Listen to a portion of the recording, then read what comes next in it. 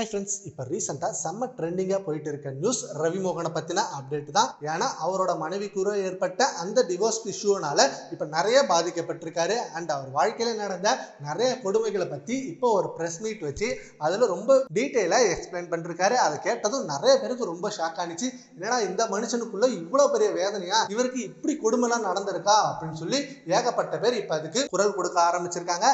And இந்த விஷயத்துல ரவி மோகனுக்கு எதிராக செயல்பட்ட ஒரு நடிகையை தான் மென்ஷன் பண்ணியிருக்காரு. அது குஷ்பு தான் அப்படின்னு சொல்லி எல்லாருமே கேள்வி கேட்ட அந்த நிலையில குஷ்பு அதுக்கு பதிலடியும் கொடுத்தாங்க.